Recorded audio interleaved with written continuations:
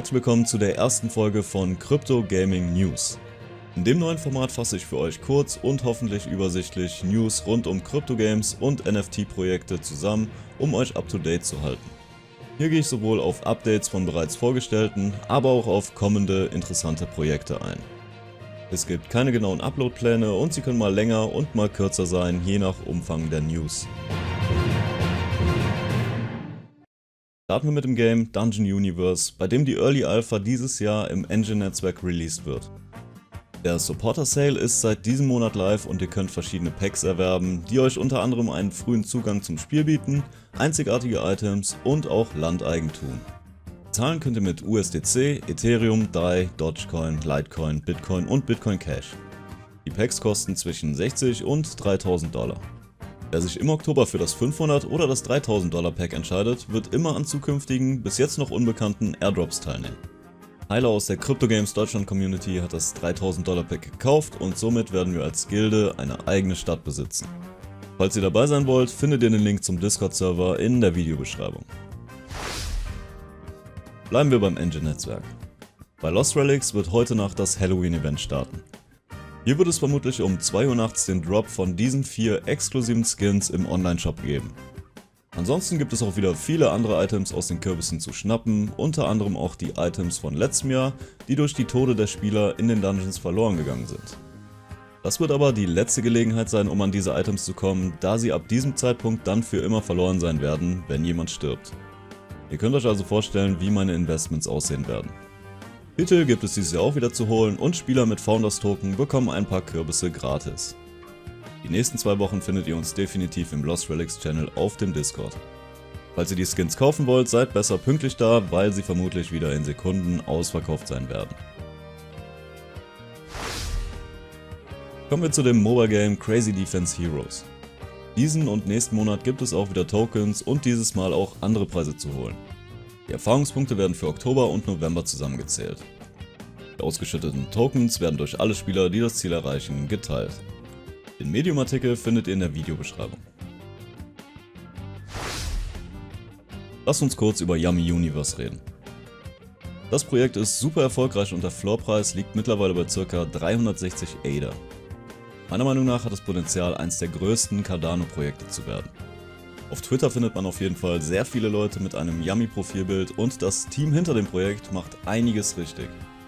Für Yummy und Baby Alien Halter gibt es noch einen speziellen Halloween Drop. Die Infos findet ihr auf deren Discord-Servern.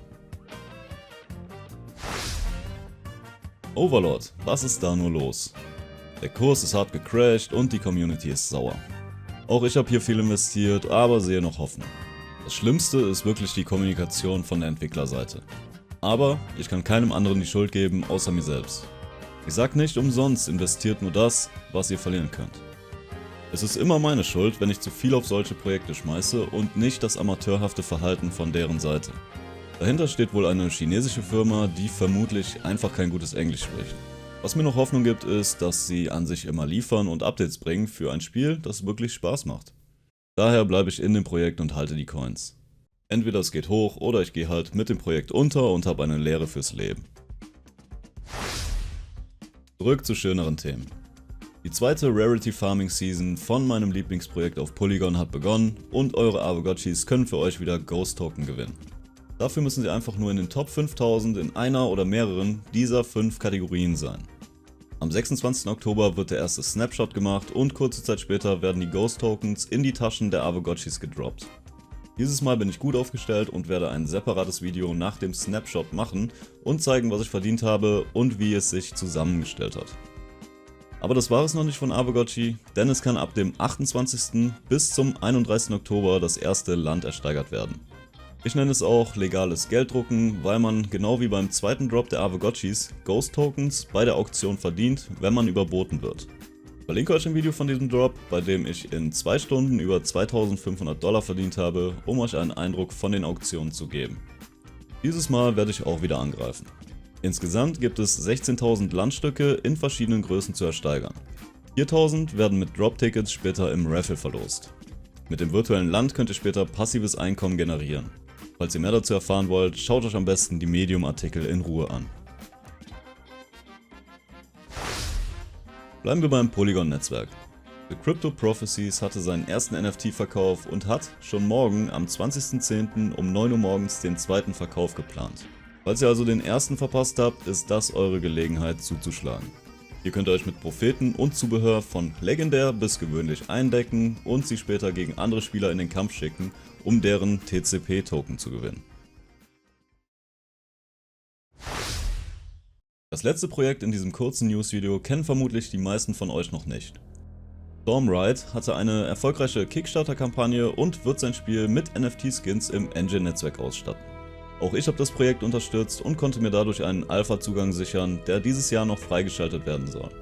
Das Spiel erinnert mich ziemlich an Gothic, was damals eins meiner Lieblingsspiele war. Daher freue ich mich schon ziemlich darauf. Die ersten NFTs können mittlerweile über deren Webseite bzw. auf Nginx gekauft werden.